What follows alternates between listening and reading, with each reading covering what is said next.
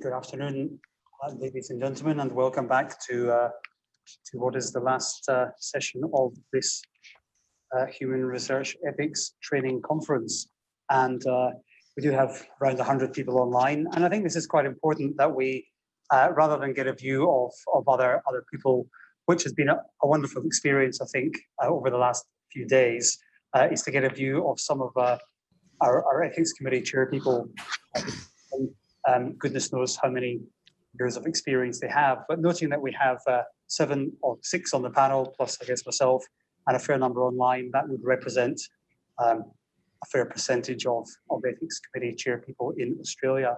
So without further ado, I will introduce, from my screen anyway, from left to right, Dr. Hudson Burden from Chair of the Townsville Ethics Committee, Prof. Ben Canny, who's Belbury Committee G, Kim Alexander, who's the St Vincent's Ethics Committee Chairperson, Scott Campbell, Prof. Scott Campbell, Chairperson of Metro South, Eleanor Milligan, Chairperson of Griffith HREC, and Prof. Liz McKinley, who is a Chairperson of UQ HREC B. So I haven't given you any questions on notice here. It's a bit naughty of me, but there you go. I've only made some of them up today. And actually, some of these have been raised throughout the last few days, and even 1 or 2 in the last hour or 2. So they're reasonably general. They should offer some scope for discussion. But for those online, please feel free to put some questions in the question and answer box if you choose to. So this will just go for an hour, and then we'll see how we go. Okay, so first question then. What is the role of an HREC in holding researchers accountable to reduce waste, e.g. trial registration, protocol and report publishing? And I guess, Eleanor, I'll start with you. Well, thanks for that, Gordon. Can you just repeat the question, because it just sounded as if it had multiple parts? Yes, many of these questions do, I'm afraid. Okay, it's straightforward. What's the role of an HREC in holding researchers accountable to reduce waste? For example, in trial registration, protocol, and final report publishing. Yeah, well, look, that's a sort of odd question in a way, because I guess it depends what you mean by waste. I mean, I think the role of the HREC is to make sure that the protocol meets the requirements of the national statement, and there will be some operational issues that arise in how researchers operationalise it. But I really think it's our role just to make sure that it complies with the national statement, really. Without a specific example of what you mean by reducing waste. Okay, so when we talk about reducing waste, this is reducing research waste. So for example, if there are a number of studies that are going on at the same time, and we know there are studies going on at the same time, that might be research waste. So, when people don't publish results and someone else starts a trial, which is the same trial, you get duplicate results and therefore wastage. I see what you mean. So, I mean, that really falls into a sort of consideration of research merit and integrity, and that definitely is something that falls under the purview of the HREC. And, I think it's definitely within the HREC's remit to ask for some justification or further information as to why it's reasonable to submit participants to something that's already been done or is unlikely to yield any good results. But I mean, as you know, Gordon, like these things come to us and we look at them in an in-depth way on a case-by-case basis. And I think as long as we always go back to the principles of the national statement and have those conversations, we should pick up those issues of, does it have merit because has it been done before? What's the point in subjecting people to something that's already been done? Any other thoughts on that one? I wouldn't mind talking about another form of waste, Gordon. I think some of the requirements under good clinical practice, ICH, in terms of what is expected when conducting clinical trials of researchers to report to ethics committee amounts to some waste. There is lots of reporting of things that really probably have little regulatory, let alone ethical concerns and considerations that go to ethics committees. And if we look at, and I've caused controversy in the past by bringing this up and talking about, because people have said, well, the big pharma can afford to do all that stuff anyway, and they make so much money. But if we look at it in terms of the use of all of our time and the need for the best and most efficient mechanisms for production of new therapeutics, I think it's something that could be looked at. Whether little old Australia can do it's another question. No, nice, Ben. Yeah, absolutely. Scott, do you have any thoughts on that one? Yeah, look, just to expand on what Eleanor was saying, I think it's very much case by case. I think there are a lot of clinical areas where a single trial doesn't answer a question.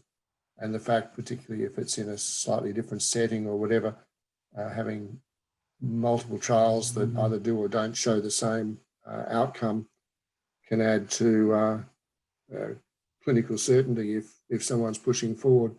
It's actually a majority of trials that show something from a randomized controlled trial aren't replicated when somebody else does the same thing or what appears to be the same thing. And so if we strictly have only a single study, then that does become difficult.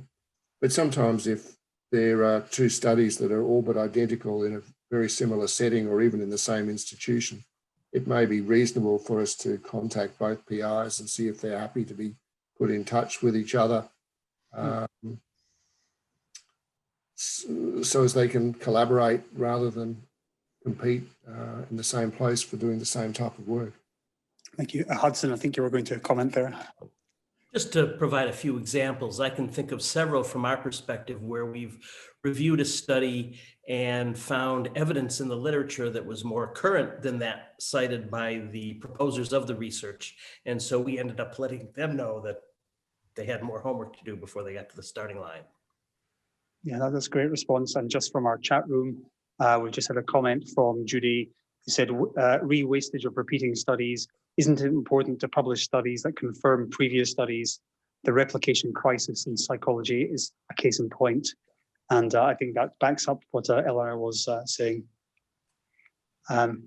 Okay, thank you for that. Although the replication crisis in psychology has more to do with methodology and finally people looking at methodology from a more appropriate construct than historically.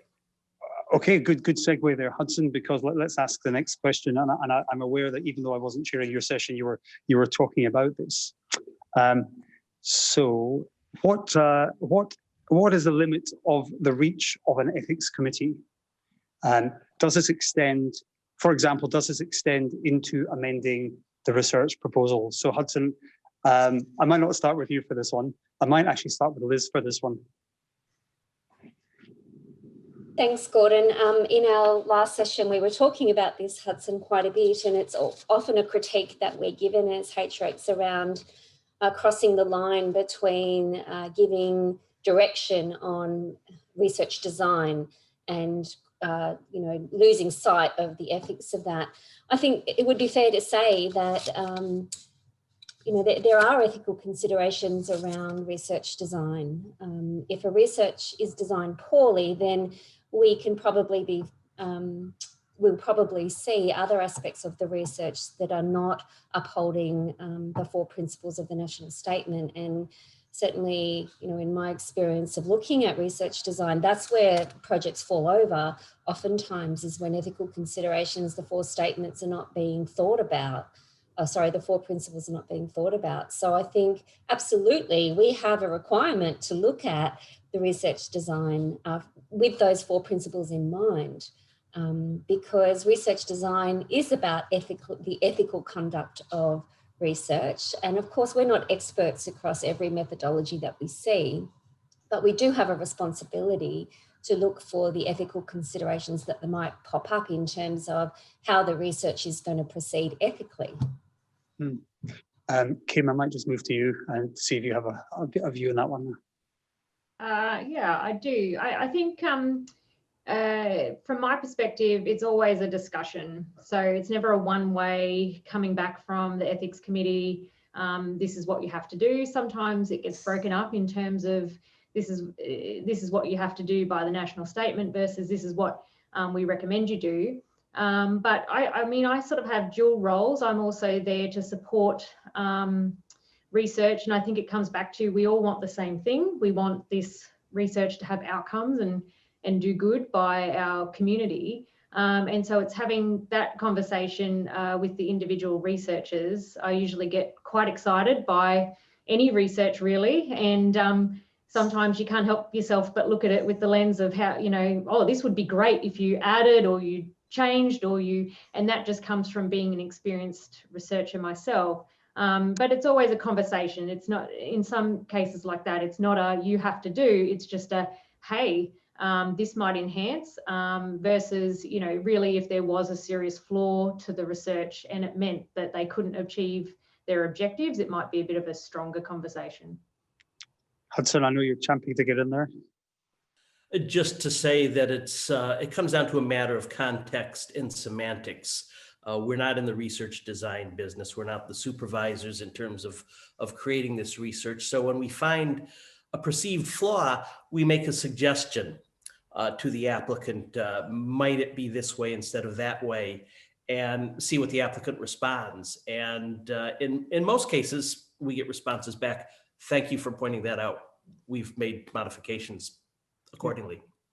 Look, and thank you for the points. I know in our session we sort of had slight, you know, a similar view, and I like your point, Hudson, about being contextual, because I would hesitate to, and Kim, to use your words, be too enthusiastic, where we perhaps had a bit of overreach. But I guess, Hudson, I agree that it is about suggesting ways forward and where they might wish to modify. But do you think there's a case for an arm's length approach to methodology, such that, I think I was trying to essentially say yesterday, we're looking at a methodology group, so that before it comes to an ethics committee, it actually goes through this process. And I think it might then allow ethics committees to focus more on their, you know, 4 principles. Hudson, would you comment on that? Yes, we've just started thinking along those lines and thinking about creating an in-house ethics committee. And we first had the first instance in the 6 years I've been involved in this committee of an application where we felt the need to get in an expert reviewer. And unfortunately, we couldn't find an expert reviewer that would take up our request. And so we did have to make decisions on our own. Yeah. No, thank you for that. That's a good answer. I do like the arm's length approach. It's not always available. Therefore, working with the researcher to, you know, make sure they've considered angles which makes the research more meritorious is essentially, I guess, what we're trying to achieve. I do have a question here in the chat room. I'm hesitant to ask it, but I might as well anyway, because let's face it, it's about audience buy-in as well. Can the panel please comment on the practice of site authorization requesting changes to information sheets and protocols once they have been approved by accredited ethics committees? So, Scott, let's fire to you for that one as an accredited ethics committee. And I can repeat the question if you just came back. Yeah, sorry, I had to duck away for about 2 minutes to deal with something. I caught the end of it. Okay, Scott, have you come across situations where in Metro South there has been a requirement to amend an information sheet or protocol once your committee has approved it? And if so, how do you deal with that? Look, occasionally we do get suggestions from site reviews and things that they've spotted something that they think is important. Sometimes that may be something that is relevant to their site more than other sites, because of the way in a clinical setting, maybe they do something that's a little bit different. I think it's not unreasonable for people to raise those issues, because every time another set of eyes looks over sometimes the 200 pages of paperwork that comes with an application, someone is going to spot something that may have been missed by those who read it previously or have looked at it from a different perception than those who looked at it previously. And I think that it's important that we take all of those thoughts into view. But I think there'll be situations where we stand our ground and believe that what was said the first time was appropriate, and there may be other times that we do need to rethink things. I think, like any other group, you have to be open to the suggestion that maybe, dare I say it, ethics committees aren't perfect, and that sometimes someone will spot something that maybe you could have actually done better. I'm very glad you mentioned that, Scott, and we'll come back to that in a bit. Ben, I'm going to ask you, as the chair of a Bilberry committee, and of course Bilberry does not do the sort of governance side of the fence, but more the ethics side of the fence, or only the ethics side of the fence. Have you come across that situation? And if so, what is the process for dealing with it? Yeah, so Bilberry has a process whereby very many of the studies have multiple sites, and they work from a master and then make site-specific changes, and there is justification for site-specific changes. Sometimes those are regulatory type changes. There may be, let's say, radiation reporting requirements that are different at a regulatory level between different states and the like. There's also can be local changes which are important because of the way a particular site wants to go about part of the particular study, and I'm thinking of one or two recently.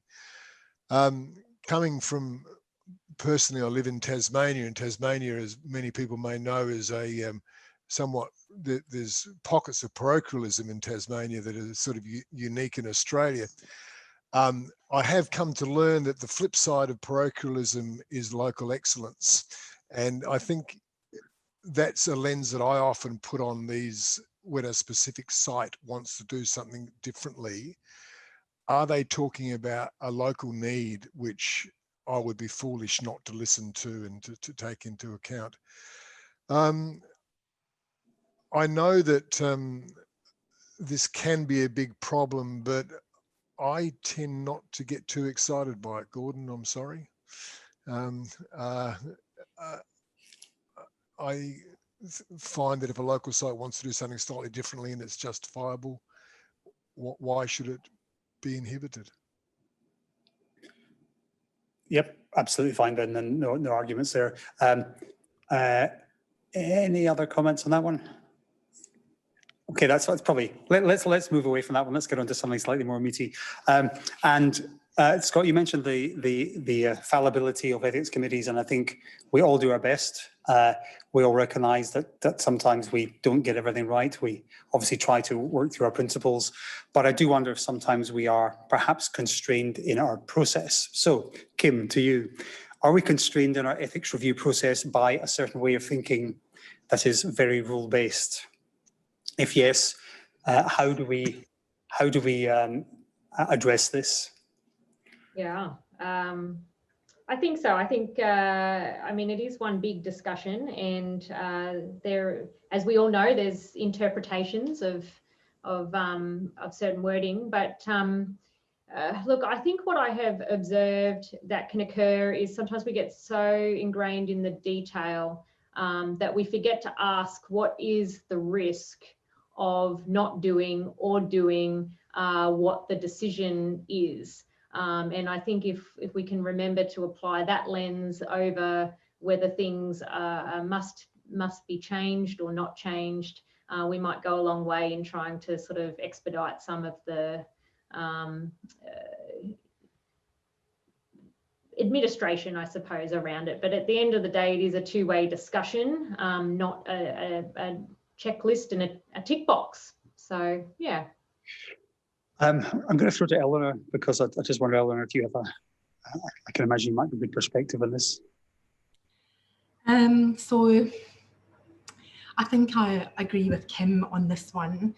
I think it's really important that we think in terms of principles and risk assessments, and provide high scrutiny to high risk things and lower scrutiny to low risk things, and appreciate that there's a massive spectrum of outcomes on that continuum of, you know, low to high risk. But I think what's really interesting, and perhaps something we should do more as chairs and more as committees, is actually talk within our committees about risk and about risk, because really it's a risk-based regulation type model, if you like. I think we could, to stop this rule-based prescriptiveness coming in, I think it would be helpful for us all to do some professional development about risk assessment, and as Kim says, asking ourselves, like, we can all delve into the detail and find 100 things wrong with something, but what would be the risk of not doing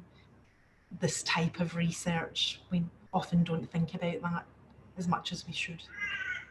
And Liz, as the chair of a university ethics committee, the kinds of studies that might come to you might be different from those in our hospitals. So putting your university hat on here and thinking about the conversation, do you think that sometimes we think of the deontological approach as opposed to the teleological approach, that is the end rather than the rules we have to follow? I think that there's a real complexity here in that often researchers are looking to tick the boxes. They think they have to tick boxes, so they want to tick boxes for efficiency sake, rather than thinking deeply about the risk and the ethical considerations that are associated with risk. And so I think as HREC committees, we have a little bit of work to do in a university context to get that message across, that this is not a tick the box. Yes, there are rules and processes in place, but ultimately what we're thinking about are levels of risk and harm. And I know, Gordon, because you chair the other HREC committee at the university, that that approach in terms of thinking around what is the conversation that we're having as HRECs around what is an absolute necessity that we need to see and what would be nice to have in terms of applications moving forward in a timely process, and so that we can be assured that yes, all of the boxes are ticked, but that with an attentiveness to risk, but also that, yes, it would be nice to have these extra things, but in terms of looking at that level of risk, we're satisfied that this research can proceed. Gordon, I think that goes back to our previous discussion about what is our role in terms of communicating with researchers, building capacity, taking our role as an educative and guiding presence. In my context, it's a university. But it's about a lot of the times how we communicate with researchers, and sometimes, and we don't do this enough and we should do it more, is write back to them and say, you wrote a really great application and it really addressed all of the ethical issues that the committee raised. Great job, thank you. No? Yeah, Ben, over to you. Yeah, just a quick comment about rules. For me, rules provide a sort of a reference point, and as such, they help steer certainly my thinking, but also guide a committee that when we're going to deviate from the rules, we know what we're doing. And so I find the reference of a rule is actually quite helpful. When one becomes slavish to rules and doesn't think about them is when we have the problems. So there's a real balance in there between having not an amorphous, but a sort of having a more philosophical approach around principles versus a rule-based approach. And that's one of the tensions I think the rewrite of Chapter 4 that Gary was talking about yesterday has generated in parts of the ethics community, that there was a certain comfort in having rules. It's about not slavishly applying them, So a really good point, Ben. I mean, the national statement, as well as the 2007 statement, of course, gave us principles, but even then there weren't absolutes. And so, it was criticized for not being prescriptive enough. But to move to a paradigm now in Chapter 4, which is less so, on the one hand, I can see it's really beneficial because it gives us room to maneuver, maybe to have a more holistic view, because I think, taking Eleanor's point, it's sort of quite easy to exist in one paradigm, but sometimes you sort of have to step back. And I wonder if ethics committees can actually do that on their own without another mechanism to assist them. So I find that a bit tricky. It is a tension, but I like your view there. If there's trust and mutual respect in a community and a high level of expertise, I think the answer to that would be yes. Well, I think we do have to. We certainly have to maintain the trust. I think, and how we achieve that, I guess, is by being open and seeking other views when we have to. And it does lead me on to my next one, I suppose, which is actually all of these questions seem to be linked, by the way. How do should ethics committees encourage the assessment of quality of ethics? How do ethics committees assess the quality of ethical decision making? How can they improve that? Should they improve that? And tricky one. So who's looking at me? Kim, you're looking at me. Off you go. You're the lucky one, Kim. No, well, look, just a brief comment to acknowledge, and it is very related to the previous one about rules-based decision-making in ethical decisions, and just to acknowledge that there are different frameworks for ethical decision-making, and certainly when you are interpreting the guidelines, I do find it helpful sometimes to draw upon some of those other ethical frameworks to sway one way or the other. But that's the only suggestion I have. Hudson, do you have any thoughts? Quality? I'm talking about rules and following them. I remember one application we got where the applicants proposed to randomize their study subjects and administer the intervention before obtaining informed consent. And we approved it. These were people going in for minor surgery, which nevertheless involved general anesthesia. It was a widely dispersed population that wasn't undergoing regular care, and the only face-to-face contact was going to be when they were receiving the surgery. And what the investigators wanted to do is provide an additional piece of paper in order to alleviate or relieve anxiety about the procedure. And they couldn't possibly do that in a standard manner. And it just made sense to do it the way they set out to do it, and so we approved it. Scott, do you think there's room for improving the quality of ethical decision making, or are you comfortable with your status quo? Look, I think there's always room to improve how we do things. It comes back to what we said before about the fallibility.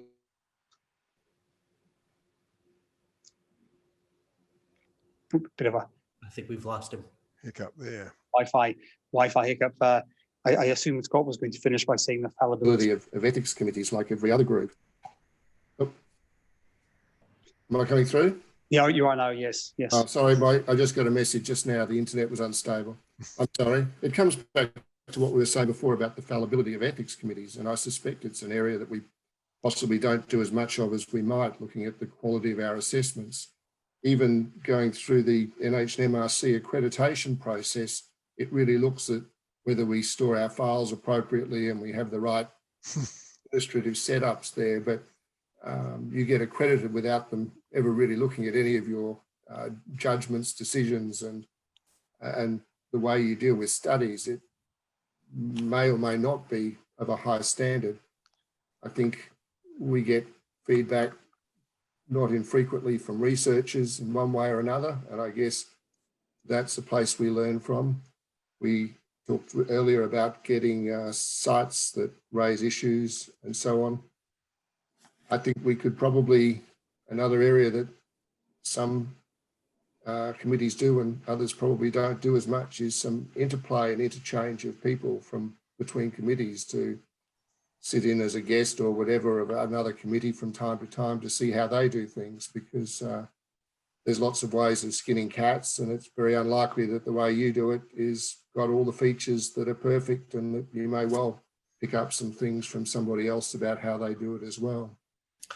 Gordon is the chair of one ethics committee, and he sits on ours as well. Yeah, some places do that a lot, and I think others do rather less of it, but seeing how quite a number do it would be really useful. I think another really interesting exercise at some stage would be to get a study, real or imagined, and send it around to a dozen or so ethics committees around the country and get them to actually review it. And then let us have a look at everybody's assessments of those and just see how they match or differ from the ones we've done in our committee. I think that would be an extraordinarily constructive exercise. Well, Scott, I will tell you about, I do quality assurance, and I've done it with UQ and I've done it with Royal Brisbane, but one of the Royal Brisbane ones was an application that had been reviewed probably 3 to 4 months previously by 3 reviewers. And I took this to the committee 3 or 4 months later, and of course got a whole swathe of comments. Not to say there were different comments, but the fact that the whole committee read it gave a much better perspective. And I think that's sort of, we need to do that sort of thing more, just to give us that a better view. But let me just ask around the group, what size? I know Hudson, the Townsville committee is quite large. Scott, I suspect yours is quite large. I know mine has 38 members on it, but perhaps if you would know how many members are on your committee, that might be quite enlightening. So Hudson. Well, we've gone to 2 rosters because our volume of applications was so great. We figured we were overburdening one group of people. So a member of our ethics committee only comes every other month. Still has a large workload over the course of a year, but half of what it would otherwise be. And we found that really worked well for us, and we don't burn out our members. Yep. Ben, how many on the Bilberry one? Bilberry has 12 accredited committees. When we meet, we have somewhere between 12 and 15 people present. There must be an overall membership pool of well over 100. I don't have the specific answer with me. I reckon 150 to 180, by the way. But yeah, sorry. Eleanor, on Griffith? Yeah, so we've probably got 30 to 35 appointed members, but in any given committee, we would have maybe 20. But we do a similar thing to Hudson. Like there are categories of membership where we have multiple members, and we rotate them in and out just to reduce the burden. And that works really well. And Scott? We've got approximately 30 or just over 30 members, but most of them are coming every second month. Yep. Kim? I'd just like to give a shout out to my RGO who's just sent me a text message saying 18 members.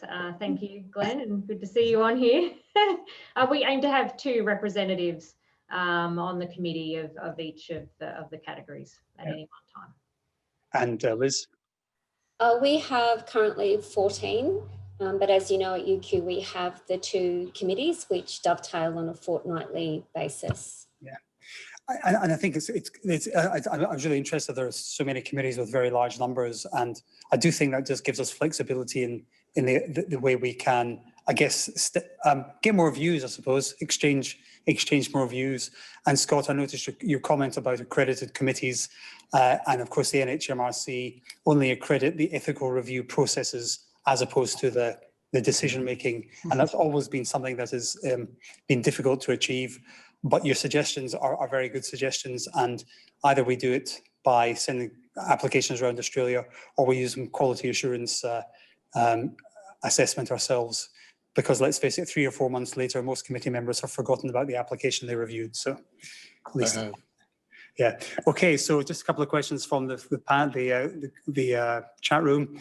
Would the panel please have time to comment on the increasing prevalence of applications researching the efficacy of a product to which the researchers have a clear or future commercial interest? Is a declaration of interest enough? Ben?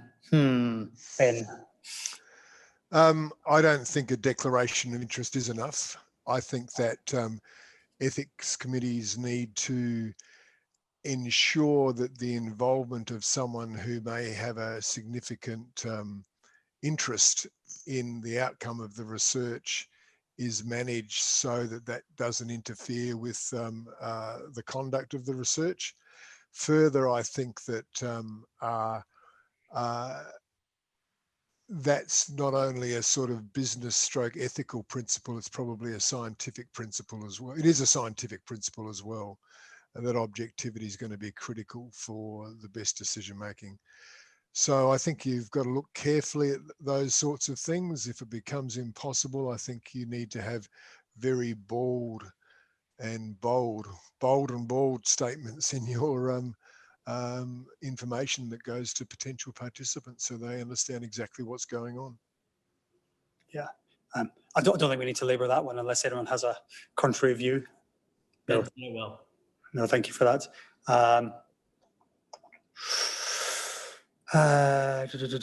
Okay, so this next question from Neil was very similar to one I wanted to ask, which was, in a study where the benefit is minimal, in a study where the risk is minimal, but the benefit is 0 to minimal, does your HREC have an overriding philosophy about how such studies may be treated? Liz. Oh,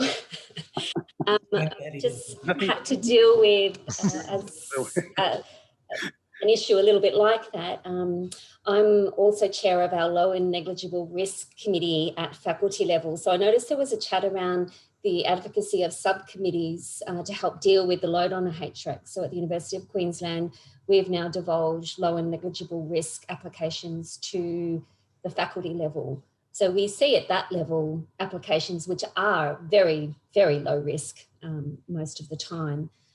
But yeah, it's a really difficult one because obviously a researcher comes to you with a project because they're absolutely passionate about this project.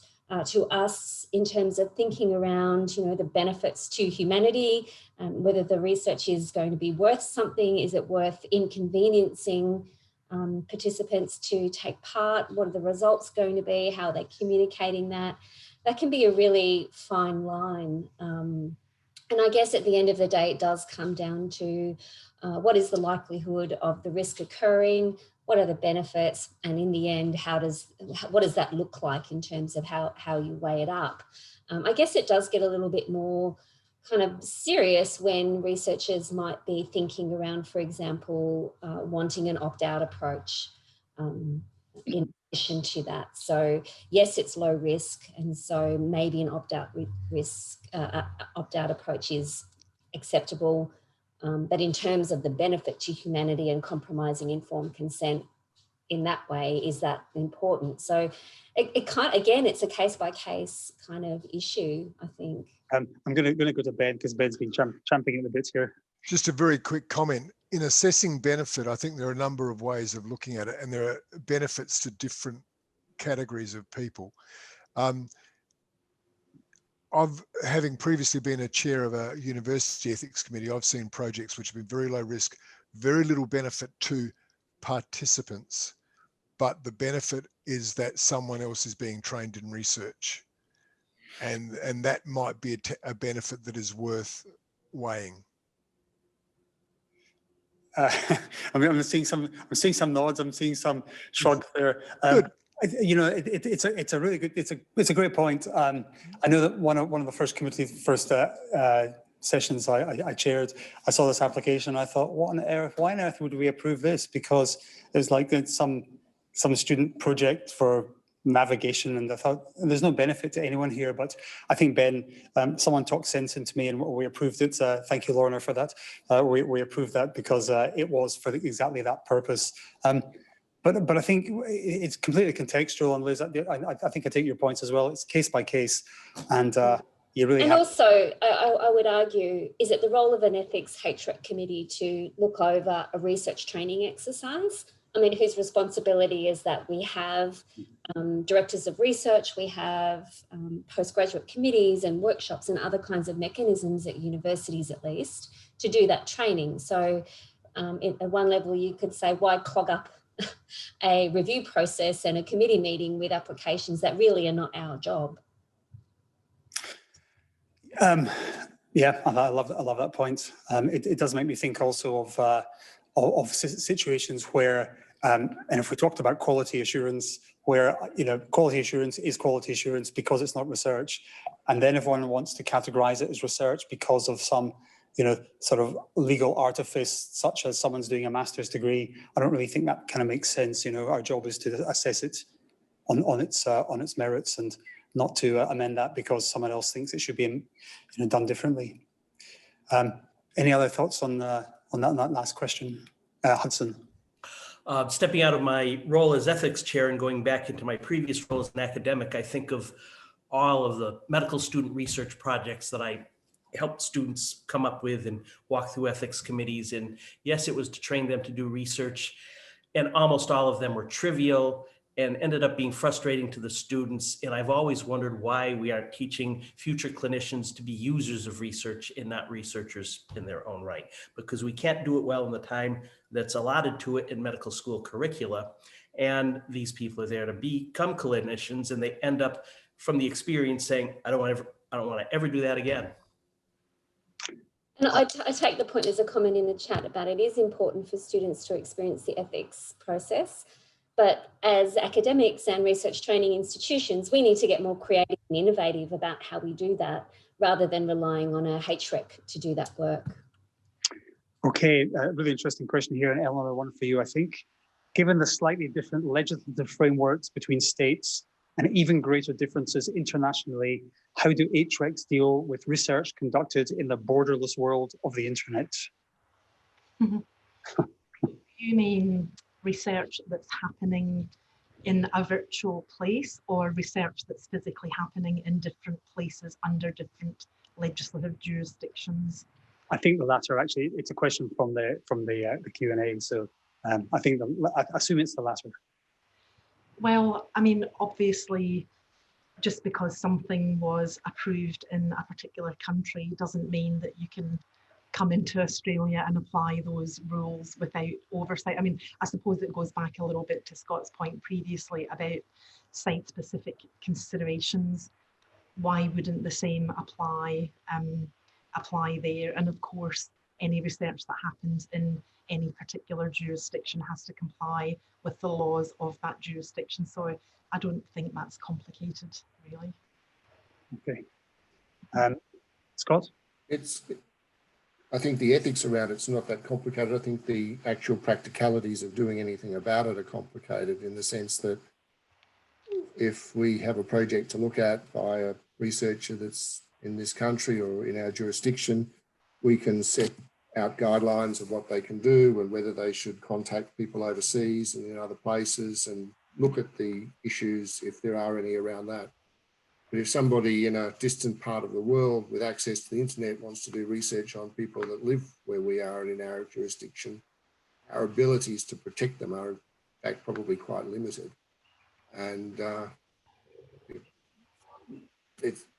although the rights and wrongs may be easy, I think, as you suggested in the question, the practicalities of it are very difficult to manage. So specific question here from Kate around what are the HREC considerations for a study conducting isotope analysis on human samples from ancient archaeological sites overseas? So if you got an application for that, Kim, what would you consider before, what considerations would you take into account before approving, or other ones? Well, I'm going to pass the buck on this one, because it wouldn't be something that would come to my particular HREC, I'm afraid. Okay. Hudson? Yeah, I think that's entirely out of our purview. These people are long dead, so doesn't apply. Ben?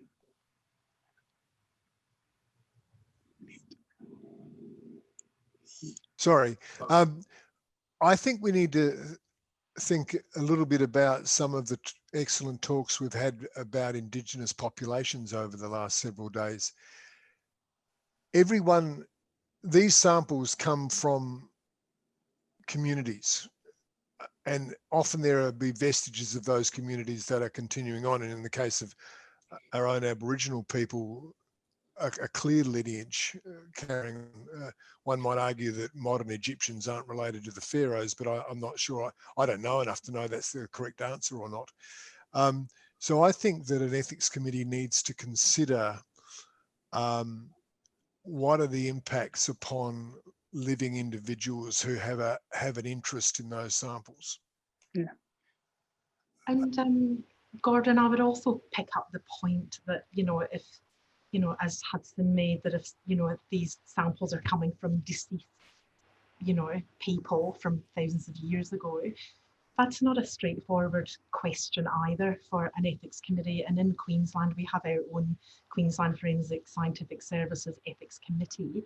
And there we've got very strict and, you know, and detailed ways of looking at this, because even although someone is deceased and their body may be held, you know, in a coronial system, and it may be interesting or important to do research using those people's bodies, those bodies are more than samples, they're more than biospecimens, they're more than data.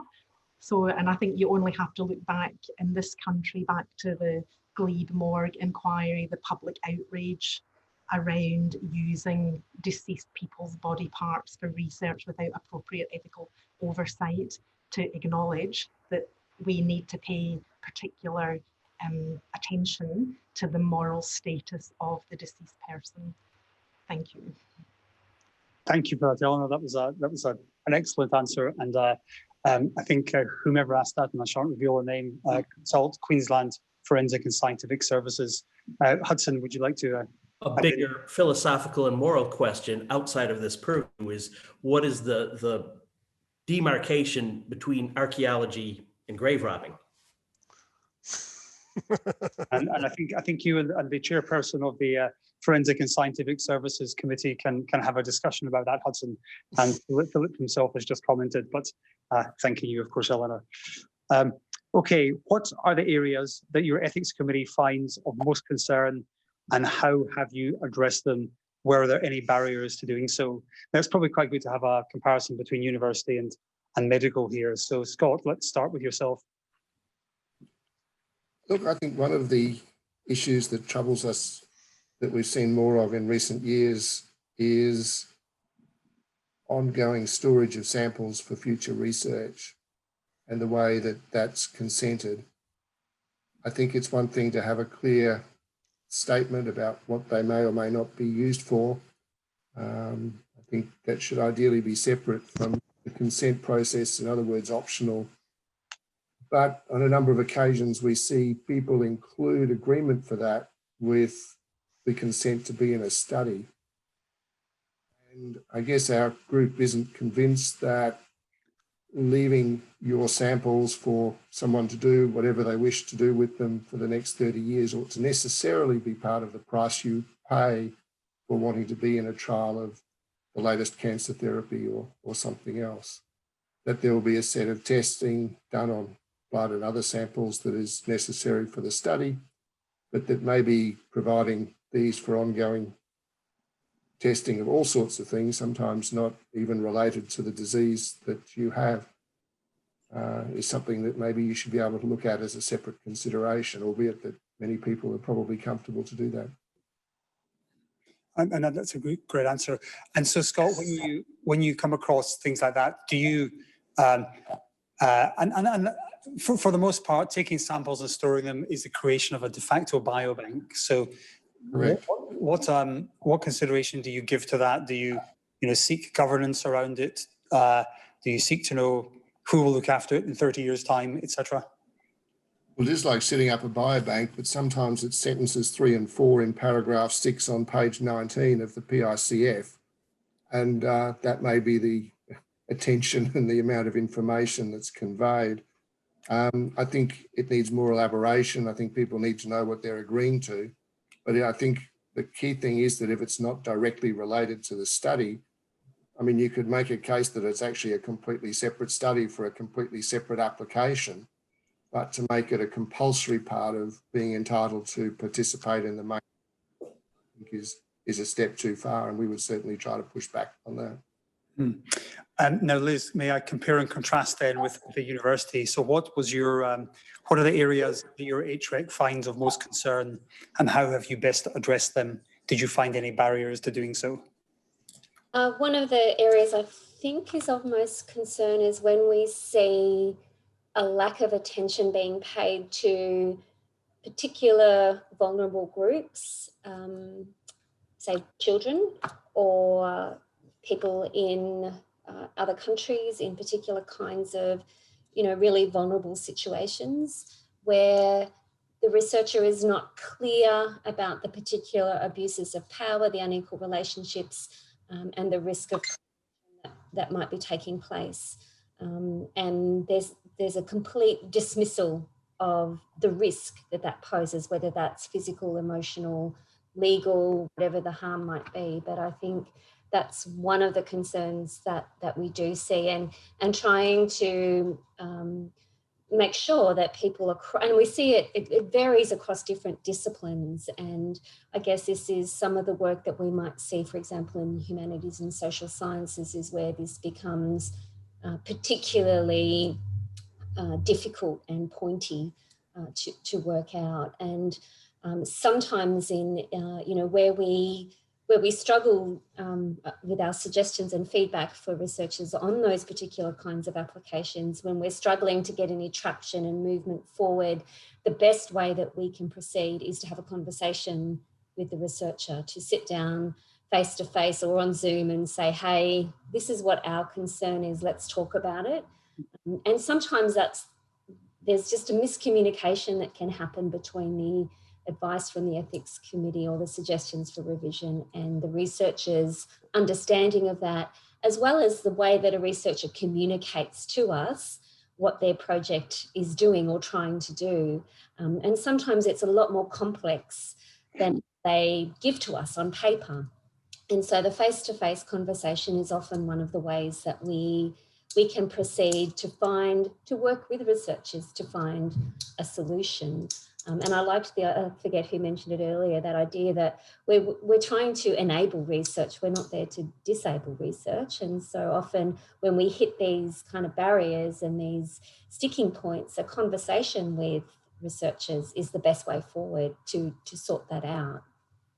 Yeah, thank you. And I would say we all understand that many things are lost in translation, and that the spoken word can much better reflect what people are doing than they manage to put on paper. Perhaps it's because they make assumptions, just perhaps it's just they haven't articulated it well enough. Does anyone else have a view on that question? Gordon, can I add something to that? And I just wonder if any of our other chairs or people listening online have come across this. The ones that I think concern me most are in the university sector, where you'll have researchers and they might want to do some health related research into, say, like, for example, autism or mental health or some sort of physiology thing, but they're not actually health practitioners themselves. So they really don't understand the nuances or complexities of the clinical context or importance of that research. And there's a real naivety about, well, I don't need to know about, clinician stuff. I'm just doing the research. So I think sometimes there's a naivety and a lack of insight there that concerns me. And those always end up in, long discussions about getting the right expertise and advice on their team, which they often don't have. So I just wondered if any of our other chairs have come across this scope creep, or the saying, because it's research, we don't really have to answer these clinical consequence questions. Ben, you're nodding your head there. Do you have any thoughts on that? I've certainly come across it. I was in the fortunate position during my career that I was a sole medico in a physiology department, so ended up getting involved in a lot of research and taking a lot of people along for the ride with me of understanding how to look after participants and the like and so forth. But I think you talk about a very real thing, Eleanor, where some people are completely tone deaf to the concept that they are working with other humans. What was I going to say? I think we heard earlier today, or possibly yesterday, about, and this particularly applies, Liz, I think, to student research or university research, and the question about whether one's supervisor has even read the application. But I think it speaks well, Eleanor, to your point, that is about, or perhaps it's Liz's point, about the expertise of the team. And if you don't have the expertise to consider these things or to realize, and also it's not just about the participants, it's also about the safety of the researcher as well, when they put themselves in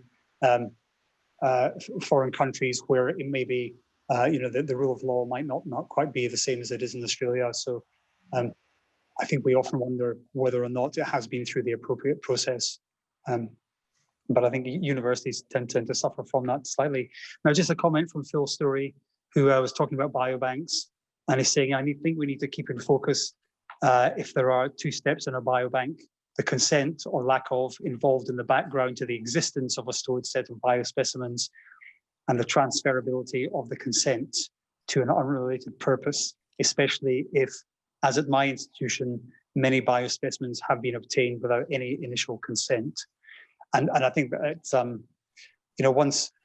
we always have to be careful when we agree to the collection of samples, because once they're transferred overseas or whatever, you've lost control. So I think as an ethics committee, we do try to establish that there is governance in place, but it does rely on people to do the right thing. And I guess that isn't always the case. Gordon, I'd like to share our concern if out of interest to see if others share in the concern. It's around the registries and the emergence of more and more registries. Some of the registries have had approvals from a very long time ago when standards might have been different, and I suppose lack of sometimes the results from those registries, the lack of access to the registries by other researchers, and then noting the duplication then that you've got people that, particularly if they're asking for opt-out sort of consenting, and the potential that you've got a large number of people in the community filling out lots of surveys and giving lots of data, and whether that is a compromise then to other research that might be more active. So I might answer that myself if I can, Kim, and it goes back to something that what Ian Oliver was talking about with the opt-out approaches to consent. And at the Royal, we've started to put in place a process for how we establish registries, and not a big fan of the opt-out approach to registries, I have to say. But I know that when there's a public interest and the risk-benefit test, that may be appropriate, but I think we do have to establish registries appropriately, because ultimately we can't go using people's personal information for purposes that they may not have been aware of. Ben? Gordon, if we're going to continue to talk about bugbears or problems, mine is marketing dressed up as research. And I've seen it in three forms. You have the classic pharma form of exposing a bunch of new prescribers to a new drug under a phase 4 or phase 3 sort of trial. You also have inventors of therapies wanting to do an experiment to sort of prove what they believe in a poorly designed setup and so forth. And finally, you have some people who might be privileged prescribers of certain emerging therapies who use a trial to attract more patients and generate what they believe is an evidence base about their pet intervention. So marketing dressed up as research is the thing that I agonize most about. Interesting. Could I just add to that? I guess at university level, one of our bugbears, which is related, is consultancy dressed up as research. And often HRECs are put under enormous pressure to give approval because a group of researchers has signed a consultancy. They're due to begin the research, get on a plane, collect data, write a report, and they're beholden to a timeline that we know nothing about. And yet all of a sudden we're being asked to look at an application very quickly, provide recommendations very quickly. Sometimes I think without being given the due consideration that we need. There's an enormous pressure being put on HRECs about that, and always the question comes back to that idea of, is this a quality assurance exercise that a company is looking for, or is this actually research? So I have two good segue questions actually, Liz, and it's good because we have about 5 minutes left and we might just get through these two. Have you ever does the panel believe a retrospective approval of ethics applications is possible in any circumstances? Kim. Oh, actually Hudson first. I can't think of one. I'm going to say no. Kim? I'll say yes. It's look, it is going to be the context dependent, and you have to just weigh up those risks, I suppose, about what might be the value of some data that's been previously collected that might be. But I mean, that's really approval for retrospective. The data's already been collected and you're repurposing it or something like that. So, but I mean, it's a fine line. Yeah, Hudson. I couldn't think of one, but I just thought of two. Natural disasters and outbreak situations where the response has to be immediate.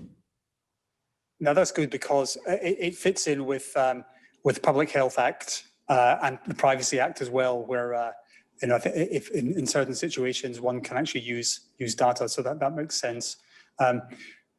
I'm not sure I'm going to give my own view on this one. I might just sit on the fence here, but I think it has to be contextual. I would, for the most part, say no, but I guess it's contextual, and maybe it depends on the risk associated with it, and hard to be absolute, I guess. So the other that gets back to your rules question, doesn't it? Yeah, well, I think that's right, Eleanor. I mean, it's sort of like dogmatic, though. I'm not sure the national statement says, or maybe it does say, retrospective review can be considered under any circumstances. But I think we have to step back and go, okay, well, where do we go with this one? So in a sort of segue, have you ever rejected an application? If so, on what grounds? And was it eventually resolvable, Scott? There are not very many that we've rejected outright for never see the light of day again. We have certainly sent several back over the years that we considered were, well, appalling, wouldn't be too unkind, I think. Basically advised to pretty much start again. Most of those cases, I think, by doing very major rewrites and usually a face-to-face meeting or two to discuss what they're thinking, what they're trying to achieve, and maybe going into research education more than it's our remit, really. But most of those do see the light of day again and end up getting there. But some of them sort of then die a natural death, so I guess they've been rejected outright. I can't think of too many that we've just said this is just so outrageously unethical that you just can't ever go there. I might ask Liz, just because, Liz, I think the university, as we were saying, because sometimes there seems to be not as much supervisor input as there could be. Have you ever come across that situation where you've rejected something? I guess we take the view of the idea that particularly if it's a student application, that we do take that idea of our role as a HREC in training a student. There have been a number of applications we have rejected outright, I think 2 in my time on the HREC, and both of those were actually because research merit and integrity fell over completely, which meant all of the other ethical principles were not there either. In those 2 cases, we did outright reject. We never want to see this application again. When it's been an application, for example, by a student, we've tried our best to provide as much detailed feedback as we can to say, if you want to proceed with this particular project, this is what you're going to need to do approval, the ball's in your court. Sometimes we see it again and sometimes we don't, but we usually are very firm about why we think it's not ready for approval and why it is bordering on rejection. But we do try to take an educative role and say, take this on board and then bring it back to us. Thank you, Liz. So any final thoughts from the panel on that one before we might end our session? Look, I don't think it's unusual or difficult to reject protocols if they need rejecting, and I don't think we should be scared to do it. Your hardness comes through there, Eleanor, but we share that in common, because I actually rejected one last month, for the principles that Liz mentioned, but more so because it lacked merit, it certainly lacked respect, and it lacked benefit. And I thought, well, 2 out of 4, you're not going to get away with that one. So, but that's not to say, Liz, that we wouldn't look at it again. So I think that's important. Okay, panel, thank you very much for your input for the last hour. I think we got through most of my questions. I think we got through some of the questions on the chat and the Q&A. I think these are things that are really enlightening, and Scott, we should do this more, to be honest, because it's the only way really to sort of engender a shared view of many of the things that ethics committees and chairs deal with on a monthly basis, if not a weekly basis. So may I please thank, in order on my screen, Dr. Hudson Burden, Prof. Ben Canny, Prof. Alexander, Prof. Scott Campbell, Prof. Eleanor Milligan, and Prof. Liz McKinley for your contributions today. And that, to a large extent, takes us to the end of the conference. So I guess I will give some final thoughts. But Sarah, are you online there? And if you are, can you please put yourself on screen? There she is. So I hope you've enjoyed the last 3 days. It's been an interesting exercise from conceptualization to conduct. It probably took just over 2 months. And it, of course, couldn't have been done without, firstly, the hard work of Sarah, who sort of operationalized all the ideas that I had. And Sarah, you've made this a very easy exercise, which, and for those that don't know, Sarah's upstairs and I'm downstairs. And between the two of us, it shows you can organize a conference with 800 attendees in a very simple manner. With, I think, for the most part, not too many major snafus along the way. So Sarah, thank you and congratulations. That was an excellent effort from you. And here's a virtual bunch of flowers for you. I'm Scottish, so I don't buy these things. I will say, look, some of the talks have, all of the talks have just been absolutely outstanding. I was completely blown away by the agreement of all who spoke to actually speak. Starting with Ian Freckleton on Wednesday, and Marie Toombs this morning was just outstanding in talking about Indigenous research. For those that missed it, it was, it's certainly worth looking at on video. The integrity session yesterday, and I think Brent Richards' talk about the AI was possibly one of my favorites, just because the imagery of that talk, and I think the application of AI to healthcare just makes us, as ethics committee people, recognize that we have to probably move with the times as well. Now, the panel session here was wonderful, and I only got to see one session before this because I had to chair one. Liz, I'm sure your panel went very well as well before this. So I suppose it only remains for us, from myself and Sarah, to say thank you for attending. We will be sending conference feedback forms, hopefully next week. I think it's important that we determine A, whether you enjoyed it, and B, whether we should do this again in the short term. I will say that Gary Allen has kindly volunteered the services of HREC to help out at any future conference. And I think that's important because we sort of need a repository somewhere. Although we started this as a Queensland conference, it's clear that it needs to be done on a national basis. And so at one time, perhaps the NHMRC might have been the repository of this, but since they maybe don't have the resources now, I'm fairly sure that someone throughout Australia can manage to run a conference such as this. And as we said, in 2 months, we managed to do it on a shoestring. And I hope you've enjoyed the quality of the conversations. I certainly have. And I think, Sarah, unless there's anything else from you, we will wish everyone good morning, good afternoon, and good night. And out from us at the conference. Safe journey home, wherever you are. Ben, you're in Tasmania, so safe journey back to your lounge room. Thank you. And everyone else. Thanks a lot for taking part, everyone. It's great fun doing it eventually. A bit stressful to start. Thank you.